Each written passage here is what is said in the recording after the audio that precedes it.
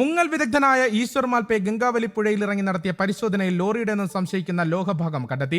ലോറിയിൽ ഉപയോഗിച്ചിരുന്ന ഹൈഡ്രോളിക് ജാക്കിയാണ് കണ്ടെത്തിയത്. ഇത് അർജുൻ ഉപയോഗിച്ചിരുന്ന ലോറിയുടേതാണെന്ന് ലോറി ഉടമ മനാഫ് തിരിച്ചറിയുകയും ചെയ്തു. പുതിയ ജാക്കിയാണ് ലോറിയിൽ ഉണ്ടായിരുന്നത്. ഈശ്വർ മാൽപേ മുങ്ങിയെടുത്തതും പുതിയ ജാക്കിയായിരുന്നു. ഷിരൂരിൽ മണ്ണിടിച്ചിലിൽ കാണാതായ അർജുന് വേണ്ടിയുള്ള ഇന്നത്തെ തിരച്ചിൽ അവസാനിപ്പിച്ചിരിക്കുകയാണ്. വെള്ളത്തിന്റെ അടിത്തട്ട് നല്ലതുപോലെ കാണാൻ കഴിയുന്നുണ്ടെന്നും നാളെ രാവിലെ 8 മണി മുതൽ വൈകുന്നേരം വരെ തിരച്ചിൽ വീണ്ടും നടത്തുമെന്നും ഈശ്വർ മാൽപേയും സംഘവും അറിയിച്ചിട്ടുണ്ട്.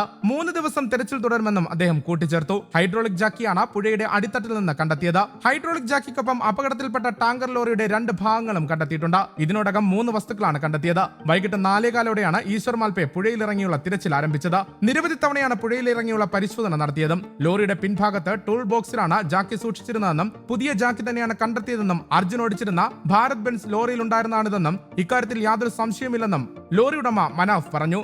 മനാഫും അർജുന്റെ സഹോദരി ഭർത്താവ് ജിതിനും സ്ഥലത്തുണ്ട്. ഇന്ന് പുഴയുടെ വശങ്ങളിലാണ് പരിശോധന നടത്തിയത്. ലോറി കണ്ടെത്തുമെന്ന് പ്രതീക്ഷയുണ്ടെന്നും ഈശ്വർ മാൽപേ പറയുന്നു. കാലാവസ്ഥാ തെരച്ചിലിന് അനുകൂലമാണെന്ന് കാർവാർ MLA സതീഷ് കൃഷ്ണ സെയിൽ നേരത്തെ അറിയിച്ചിരുന്നു. പ്രദേശത്ത് 2 ദിവസമായി മഴയില്ല. ഗംഗാവലി പുഴയിലെ ഒഴുക്ക് 2 നോട്ട്സിനടുത്തെത്തിയെന്നും MLA പറഞ്ഞു. ക്ഷുഭിതനായിട്ടാണ് MLA മാധ്യമങ്ങളോട് സംസാരിച്ചത്. കേരള സർക്കാർ തങ്ങളോട് ഒരു തരത്തിലും സഹകരിക്കുന്നില്ലെന്ന് MLA കുറ്റപ്പെടുത്തുകയും ചെയ്തു. ഡ്രഡ്ജർ അടക്കം കൊണ്ടുവന്ന് തെരച്ചിൽ നടത്താൻ തങ്ങൾ തയ്യാറായിരുന്നു. പലതവണ ആവശ്യപ്പെട്ടു. അതിനുവേണ്ട വാടകയടക്കം മുൻകൂട്ടി നൽകാമെന്ന് പറഞ്ഞിട്ടും ശ്രമിക്കുന്നുണ്ടെന്ന മറുപടി മാത്രമാണ് കേരള സർക്കാരിന്റെ ഭാഗത്തു നിന്നുണ്ടായതെന്നും അദ്ദേഹം കൂട്ടിച്ചേർത്തു. എന്നാൽ കാർവാർ MLAയുടെ വാദം തൃശൂർ ജില്ലാ ഭരണകൂടം തള്ളിയിട്ടുണ്ട്. തൃശൂരിലെ ഡ്രഡ്ജർ പ്രായോഗികമല്ലെന്ന് കർണാടക രേഖാമൂലം അറിയിച്ചെന്ന് തൃശൂർ ജില്ലാ ഭരണകൂടം വ്യക്തമാക്കി. കാർവാർ കളക്ടറെ കഴിഞ്ഞ 5-ന് ഇക്കാര്യം രേഖാമൂലം അറിയിച്ചിട്ടുമുണ്ട്. കേരളത്തിൽ നിന്ന് വിദഗ്ധ സംഘം അവിടെ എത്തിയ പരിശോധനയുടെ റിപ്പോർട്ടിന്റെ അടിസ്ഥാനത്തിലാണ് പ്രായോഗികമല്ലെന്ന് അറിയിച്ചതെന്നും ജില്ലാ ഭരണകൂടം അറിയിച്ചു.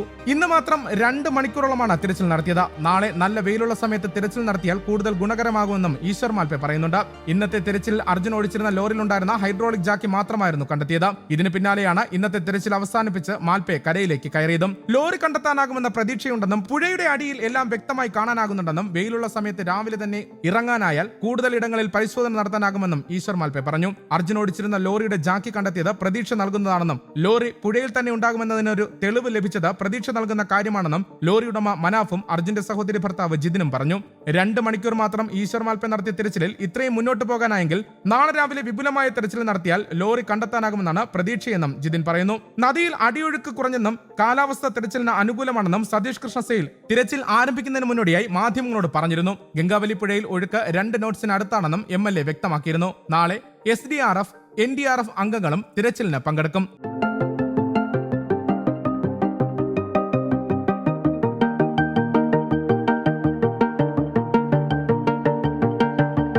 News desk, Kerala Kaumudi.